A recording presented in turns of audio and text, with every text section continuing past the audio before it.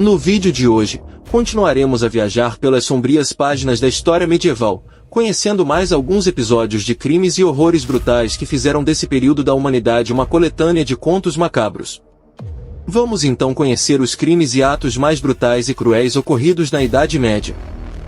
Mas antes, pedimos a sua ajuda, se inscrevendo no canal para ampliar nossa relevância aqui na plataforma.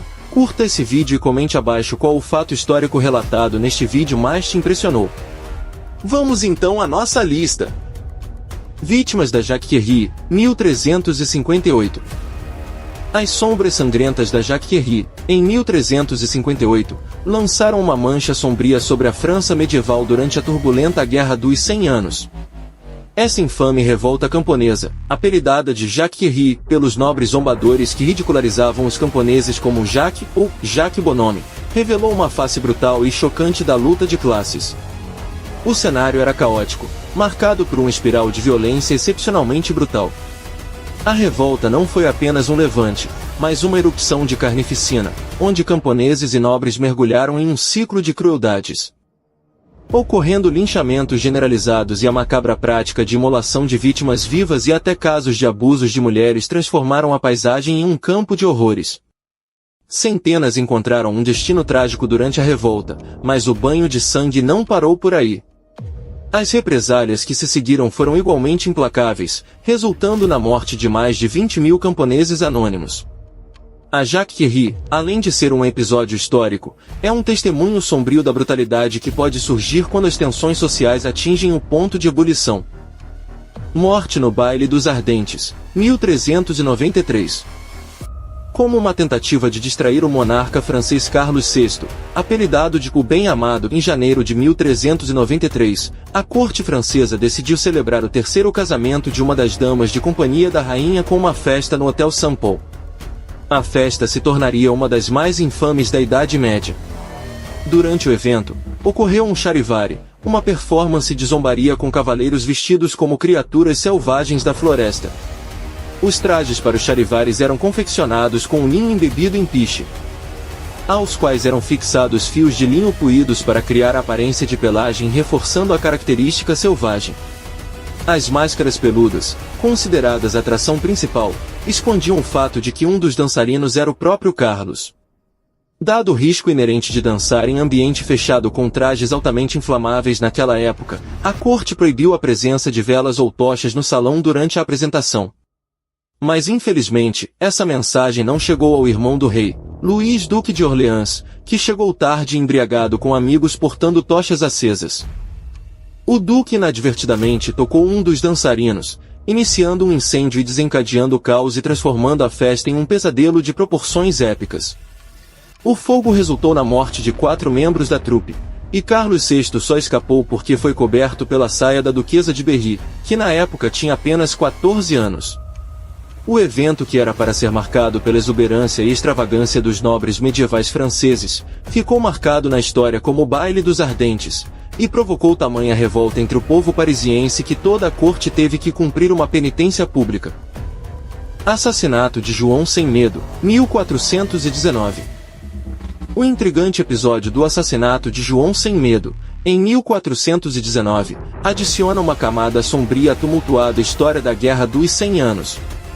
João I, o segundo duque da Borgonha, conquistou o apelido Sem Medo durante uma ousada cruzada contra os turcos em Nicopol, em 1396, revelando sua personalidade destemida. Por trás da fachada de um líder corajoso, João era um político impetuoso, implacável e alguns diriam inescrupuloso. Seu papel sinistro na morte do irmão do rei Carlos VI, o Duque de Orleans, marcou um ponto de virada na história. Esse ato selvagem não apenas deixou uma ferida na monarquia, mas também selou o destino de João Sem Medo. A vingança não tardou, e em 10 de setembro de 1419, João encontrou seu trágico fim, assassinado pelos homens de Carlos VI.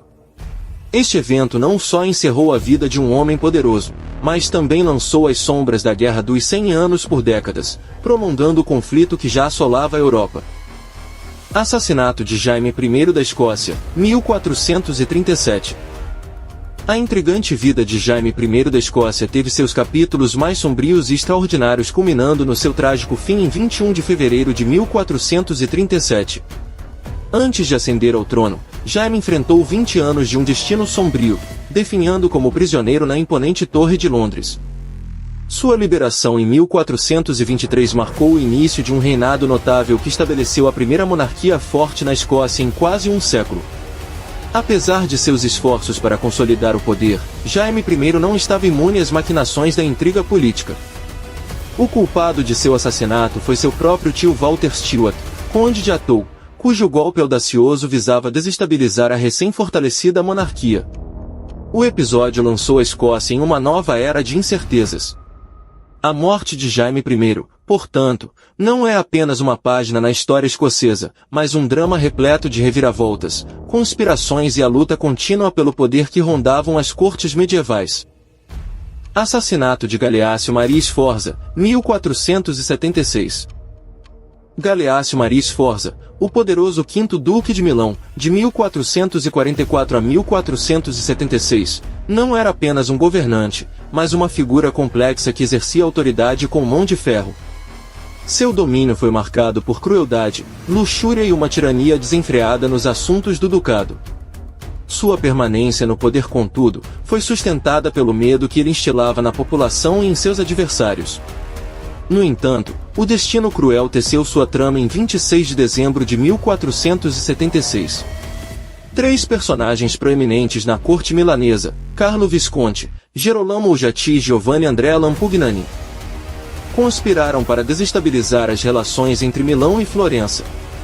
O cenário desse drama trágico foi a imponente Basílica de Santo Stefano Maggiore em Milão, onde Sforza foi brutalmente esfaqueado até a morte.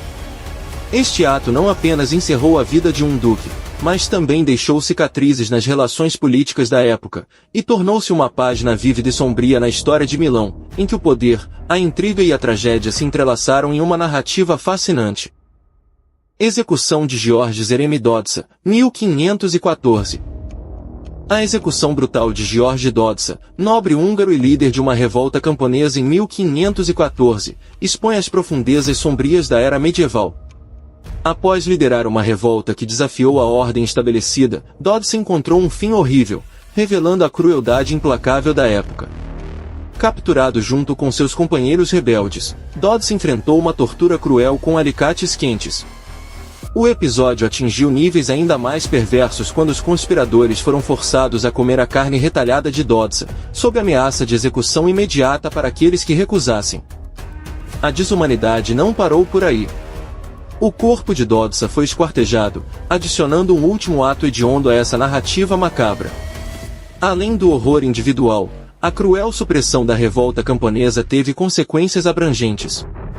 A brutalidade desencadeada pelos poderes estabelecidos não apenas silenciou os rebeldes, mas também abriu as portas para a invasão otomana no Reino da Hungria em 1526, marcando uma página sombria na história do país. Morte de Margarida Clitheroe, 1586. A terrível saga de Margarida Clitheroe, em 1586, é um conto sombrio de coragem e resistência sob o jugo opressivo da Lei 1584 contra os jesuítas na Inglaterra. Nesse período, a celebração católica e a proteção de sacerdotes tornaram-se crimes puníveis com a morte. Mas Margarida, destemida, desafiou essa proibição, abrigando e sustentando padres, possivelmente no icônico bar O Cisne Negro, em York. O destino sombrio da corajosa mulher se revelou em março de 1586, quando o local foi vasculhado, expondo o esconderijo dos padres. A execução que se seguiu foi aterradora. Margarida Clitheroe foi esmagada até a morte pela porta de sua própria casa. Pedras foram acrescentadas implacavelmente até que sua coluna cedesse. Sua morte brutal, no entanto, não foi em vão. Em 1970, o Papa Paulo VI a canonizou, elevando-a à posição de mártir da Igreja Católica Romana. O legado de Margarida transcende o tempo. O Cisne Negro, onde ela corajosamente desafiou as leis opressivas, permanece de pé até hoje. Uma placa informativa lá erguida, sussurra aos desavisados sobre os eventos que transpiraram há mais de 4 séculos, um lembrete palpável da bravura de Margarida Clitheroe em face da adversidade. E assim chegamos ao fim de mais um vídeo de curiosidades históricas. Escreva nos comentários o que achou do tema e se você precisava saber disso. Compartilhe esse vídeo com os amigos e assista a outros vídeos do canal. Até a próxima!